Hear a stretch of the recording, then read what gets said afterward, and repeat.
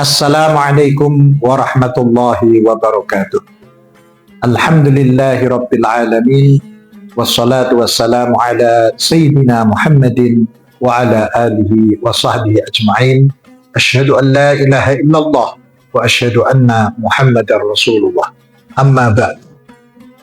Pemirsa dan pendengar channel RMI PCNU Kabupaten Demak, rahimakumullah.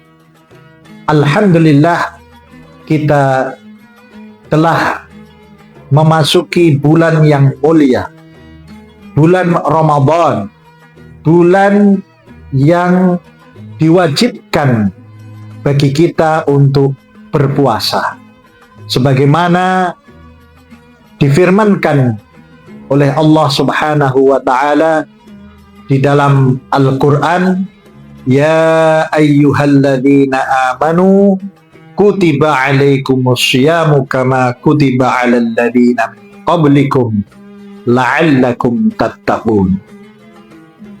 Wahai orang-orang yang beriman, telah diwajibkan kepadamu untuk berpuasa sebagaimana diwajibkan orang-orang sebelum kamu, agar supaya kamu menjadi orang-orang yang bertakwa. Di sini Allah Subhanahu wa Ta'ala memanggil dengan panggilan Ya ayyuhalladzina aman. Kalimat Ya ayyuhalladzina aman menggunakan harfun nida ya, yang menunjukkan bahwa ada jarak antara yang memanggil dan yang dipanggil, sehingga puasa ini diharapkan menjadi jalan bagi kita untuk mendekatkan diri kepada Allah Subhanahu wa Ta'ala, sehingga tidak ada lagi jarak yang jauh tetapi menjadi dekat dan semakin mendekatkan diri dan hati kita melalui berpuasa. Kemudian di situ Allah memanggil dengan lafaz alladzina aman, dalam arti bahwa yang diwajibkan untuk berpuasa adalah orang-orang yang beriman. Dari sisi hukum fikih, bahwa puasa ini tidak sah apabila tidak melalui syarat iman. Jadi syarat sahnya puasa menurut para ulama ahli fikih yang pertama adalah Islam. Sehingga kalau ada orang non-muslim misalnya, kemudian ikut berpuasa dengan alasan menghargai temannya dan lain sebagainya, maka dia tidak akan mendapat pengakuan pahala dan tidak diterima amalnya, karena syarat sahnya puasa yang pertama adalah Islam. Yang kedua, bahwa lafaz alladzina aman menunjukkan bahwa puasa ini adalah bukti dari keimanan kita kepada Allah Subhanahu wa Ta'ala. Bahwa sebagai orang yang beriman, bukan hanya ber-KTP Islam, maka seharusnya dia berpuasa.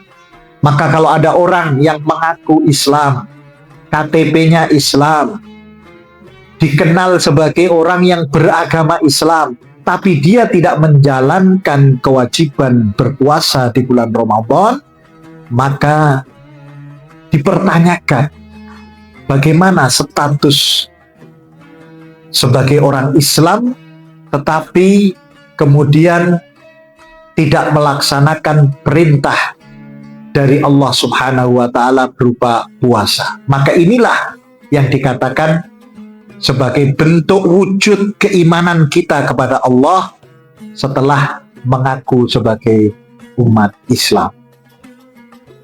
Yang berikutnya, bahwa keimanan di sini dibuktikan bukan hanya sekedar bahwa dia beragama Islam, kemudian dia berpuasa, tetapi juga ketika di dalam kesendirian, tidak ada yang melihat, hanya ada dirinya dan Allah Subhanahu wa Ta'ala. Karena mungkin ada sebagian orang yang di luar dia menampakkan seperti orang yang beriman, di luar dia berpuasa, diketahui oleh banyak orang, tetapi ketika kemudian berada di dalam kesendiriannya, dia dengan sembunyi-sembunyi makan, minum, dan tidak berpuasa.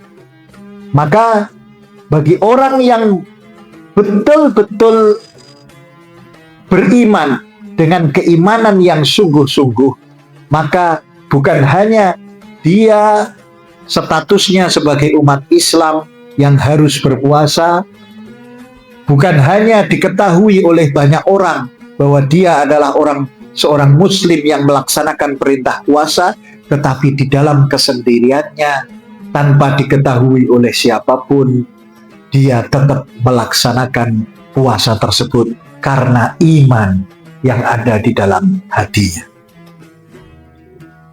Ya ayyuhalladzina amanu kutiba alaikumussyam, diwajibkan kepadamu berpuasa. Di sini Allah Subhanahu wa Ta'ala berfirman dengan menggunakan fi'il madhi mabni majhul, atau menggunakan bentuk kata kerja pasif, yaitu kutiba, diwajibkan. Bukan menggunakan kata kerja aktif, yaitu kataballahu alaikum. Allah mewajibkan kepadamu berpuasa, tapi diwajibkan. Dalam arti di sini fa'ilnya atau siapa yang mewajibkan tidak disebutkan. Diwajibkan kepada kamu berpuasa, bukan Allah mewajibkan kamu berpuasa. Sehingga kata Allah di sini, lafaz Allah ini tidak muncul di situ untuk menunjukkan bahwa sebenarnya tanpa diwajibkan pun manusia akan berpuasa dengan sendirinya. Kenapa? Karena puasa adalah kebutuhan dari kehidupan manusia itu sendiri. Maka kita bisa lihat bagaimana sebelum datangnya syariat Islam, orang-orang sudah berpuasa. Bahkan saat ini, ketika misalnya ada orang akan dilakukan tindakan operasi, maka dia disuruh berpuasa sebelumnya. Jadi puasa adalah hal yang sudah dikenal masyarakat, sudah dikenal oleh manusia sejak zaman dahulu.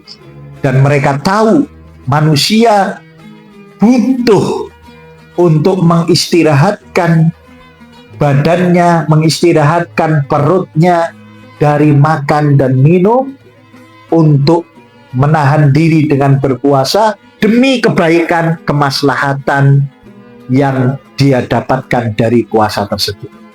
Maka di sini pemilihan diksi kalimat kutiba alaikum asyam ini betul-betul menunjukkan bahwa puasa adalah sesuatu yang dibutuhkan oleh manusia. Tanpa diwajibkan pun sebenarnya manusia sudah sangat membutuhkan puasa dan tahu tentang manfaat dari puasa tersebut.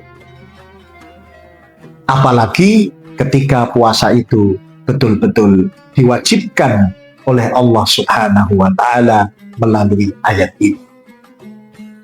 Kama kutiba 'alal ladzina min qablikum, sebagaimana diwajibkan kepada umat-umat terdahulu. Jadi puasa ini adalah usuluddin, pokok dari agama tauhid yang dibawa dari Nabi Adam sampai Nabi Muhammad SAW. Sehingga nabi-nabi terdahulu tidak ada yang tidak melakukan puasa. Sehingga puasa ini dikatakan kama kutiba 'alal ladzina min qablikum.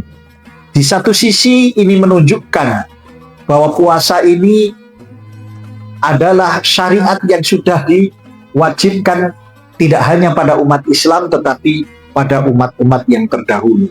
Yang kedua, dari sisi motivasi, bahwa kita tidak sendirian.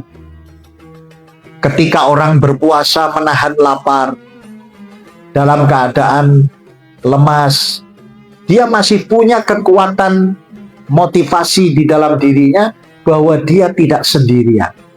Karena puasa ini telah dilakukan oleh orang-orang terdahulu, diwajibkan pula oleh umat-umat terdahulu, dan mereka juga melaksanakan puasa dengan baik, dan kita pun tentunya juga akan melaksanakan puasa itu dengan baik pula. Yang terakhir yaitu la'allakum tattaqun, bahwa tujuan dari puasa ini la'allakum tattaqun, kembali kepada diri kita sendiri, baik tadi manfaat-manfaat yang sudah diketahui oleh manusia sebelumnya terkait dengan kesehatan, terkait dengan pembersihan jiwa, terkait dengan hal-hal yang bermanfaat untuk manusia. Maka di sini Allah menegaskan yang paling utama dari manfaat puasa itu adalah la'allakum tattaqun, supaya engkau senantiasa menjadi hamba yang bertakwa. Di sini pemilihan diksi kalimat sekali lagi menunjukkan keindahan bahasa Al-Quran. Allah menggunakan kata tattaqun, yang itu adalah fi'il mudhari yang bermakna zamanul hal wal mustaqbal. Bahwa ketakwaan itu bukan hanya saat ini, bukan hanya ketika berpuasa, tapi harapannya terus menerus menjadi seseorang yang bertakwa dalam masa-masa yang akan datang pula. Jadi la'allakum tattaqun, supaya engkau senantiasa terus-menerus bertakwa dengan pendidikan yang didapat melalui Ramadan, dengan madrasah puasa ini, sehingga betul-betul menjadi alumni-alumni Ramadan yang terus senantiasa bertakwa sampai kemudian berjumpa dengan Ramadan berikutnya. Di sini tidak menggunakan kata la'allakum muttaqun misalnya, supaya kamu menjadi seseorang yang bertakwa. Karena kalau seseorang yang bertakwa bisa saja hari ini bertakwa, besok mantan bertakwa. Ya, maka digunakanlah fi'il mudhari, kalimat kata kerja yang menunjukkan ketersinambungan, sehingga diharapkan betul-betul puasa ini bukan hanya menjadi takwa hari ini atau pada saat Ramadan saja, tetapi akan berbekas dan menjadi motivasi yang terus-menerus mengalir sampai bulan-bulan berikutnya dan bertemu dengan Ramadan di tahun yang akan datang. Demikian kultum singkat pada saat ini. Semoga Allah Subhanahu wa Ta'ala menerima amal puasa kita, memberkahi Ramadan kita, dan melipat gandakan amal kita, mengampuni dosa dan kesalahan kita, sehingga kemudian kita menjadi betul-betul manusia yang bertakwa sepanjang hari, sepanjang masa, sehingga kita bertemu dengan Ramadan berikutnya dan bertemu dengan Allah Subhanahu wa Ta'ala di akhirat kelak. Wallahul muwaffiq ila aqwamit thoriq. Wassalamualaikum warahmatullahi wabarakatuh.